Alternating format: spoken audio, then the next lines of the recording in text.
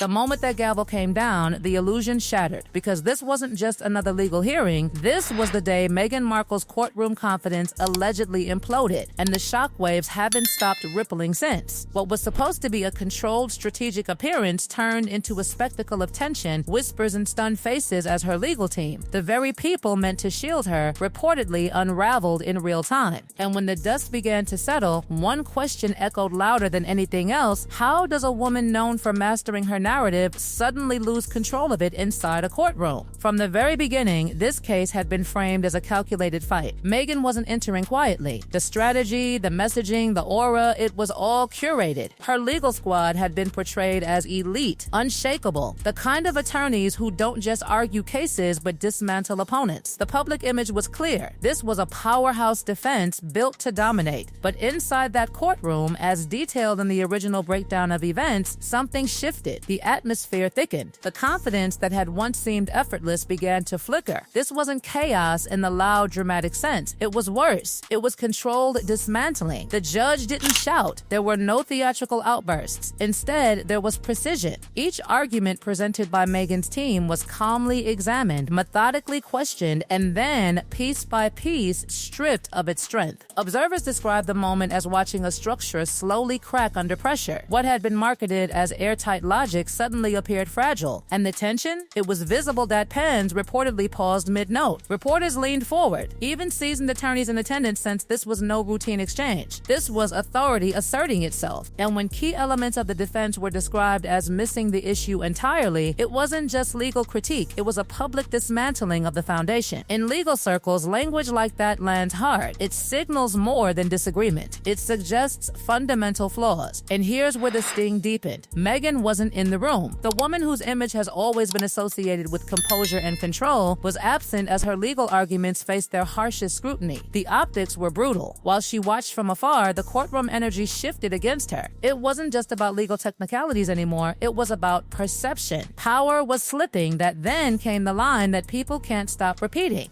Samantha Markle's attorney stood up and described Meghan's defense as a smorgasbord of excuses, not a structured rebuttal, not a cohesive argument, a smorgasbord. The metaphor was devastating in its simplicity. It painted the defense as scattered, overloaded, unfocused. Instead of a precise legal strike, it sounded like a buffet of justifications thrown together in hopes something would stick. The phrase hung in the air like smoke. You could almost feel the ripple across the room. And then, the unthinkable. Members of Meghan's own legal team reportedly began acknowledging errors in open court, admissions, corrections, clarifications. For a team that had projected perfection, this wasn't minor housekeeping. It was a crack in the armor. Legal analysts watching from afar didn't mince words. Terms like collapse, confusion, and self-inflicted damage began surfacing. What was meant to be a competent push to dismiss the case suddenly looked like a defensive scramble. That the transformation was subtle but undeniable. The polished machine that had once seemed invincible now appeared vulnerable. Papers shuffled faster. Voices lost their earlier steadiness. The rhythm changed. It was no longer dominance, it was damage control. And in high-profile litigation, perception can be just as powerful as outcome. The most striking part? There was no explosive meltdown, no dramatic exit, just a steady erosion of control. Authority doesn't need theatrics to make an impact. And in that courtroom, authority was firmly on one side. By the time proceedings moved forward, it was clear something irreversible had occurred. The narrative, the very thing Meghan has always been known to command, had slipped beyond her grasp. For critics, it was validation. For supporters, it was disbelief. For neutral observers, it was riveting. Because regardless of where anyone stands, watching a meticulously curated image face public legal scrutiny is undeniably gripping. And this wasn't happening in a vacuum. Media outlets amplified every word. Commentary panels dissected every pause. Social media erupted with interpretations, memes, and speculation. The phrase smorgasbord of excuses took on a life of its own. What makes it even more dramatic is the contrast. For years, Meghan's legal efforts in various battles have been framed as strategic, even triumphant. She has successfully challenged narratives before. She has fought back against media scrutiny. But this moment felt different. This wasn't a press statement or a carefully edited interview. This was a courtroom, structured, procedural, unforgiving. And when the judge methodically questioned the logic behind her team's arguments, it wasn't emotional. emotional, it was technical. And technical dismantling is harder to spin up behind the scenes. Speculation began swirling. Did the team underestimate the opposition? Was the strategy overly ambitious? Did internal disagreements surface at the worst possible moment? While concrete answers remain locked behind legal confidentiality, the visual of a defense adjusting mid-hearing is enough to fuel endless debate. High-profile cases thrive on perception, and perception that day tilted sharply. And yet, here's where the intrigue deepens, because public legal battles rarely unfold in a single act. What appears like humiliation in one moment can morph into strategic recalibration in another. But the sting of that day, the shift in energy, the admissions, the metaphor that refuses to fade, remains embedded in the narrative. The courtroom, often sterile and procedural, became a stage where authority, preparation, and reputation collided. Meghan's brand has long been built on resilience and narrative control. Watching that control tested so publicly has ignited a firestorm of commentary. Was this a catastrophic miscalculation, a temporary stumble, or the beginning of a deeper unraveling in a prolonged legal war? One thing is certain, that gavel didn't just signal the start of proceedings, it marked a moment where expectation met resistance, where strategy met scrutiny, and where the carefully constructed armor of legal invincibility showed its first visible cracks. And just when it seemed like the damage had already been done, the aftershocks began, not inside the courtroom, but outside of it, where reputations live or die. Because humiliation in a legal setting doesn't end when the judge adjourns. It echoes, it lingers, it becomes headlines, commentary clips, whispered conversations in media corridors. And that's exactly what happened here. The moment the hearing wrapped, analysis exploded. Legal experts replayed the judge's words again and again, dissecting tone, phrasing, even pauses. And the more they replayed it, the more one narrative gained traction. This wasn't a minor stumble. It was a strategic misfire on a public stage that, as described in the original account, what began as a confident push to dismiss the case had transformed into something far more uncomfortable. Because when a judge methodically disassembles your arguments and opposing counsel labels your defense a smorgasbord of excuses, that phrase doesn't just fade away. It becomes shorthand. It becomes the headline. It becomes the symbol of the day. And suddenly, the focus isn't just on the legal merits of the case, it's on credibility.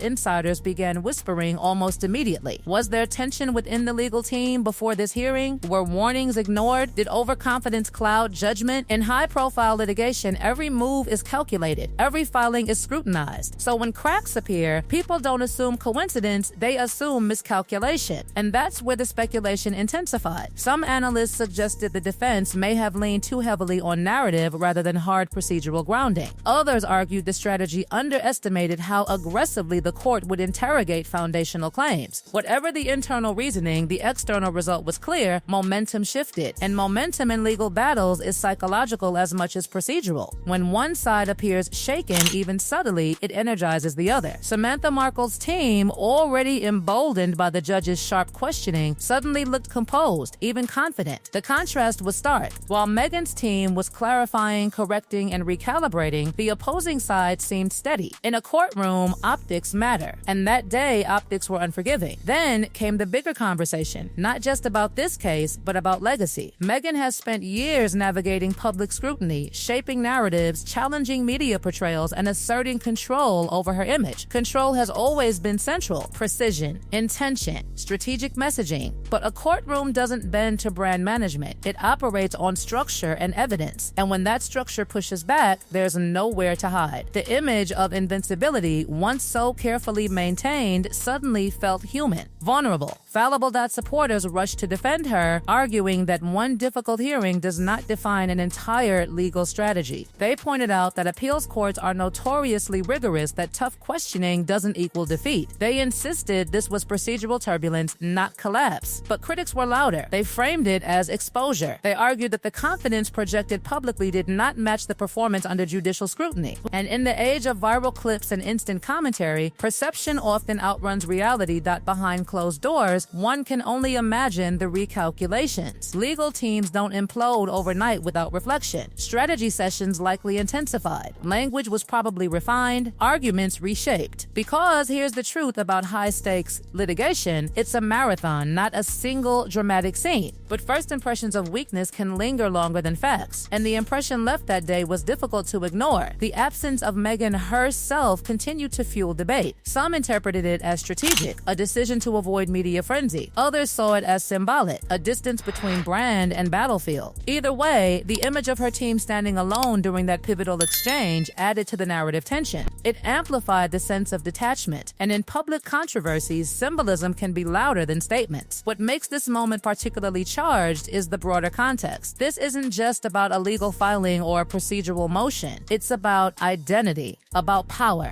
about the tension between public persona and institutional challenge. Meghan has long positioned herself as someone unafraid to fight back, so when that fight appears uneven, even temporarily, the reaction is amplified. The courtroom became more than a legal arena. It became a referendum on strategy itself. Yet, here's the twist that keeps this story alive: humiliation is not the same as defeat. Legal history is filled with cases where early skepticism evolved into eventual vindication. Judges question aggressively. Arguments are refined. Appeals are layered.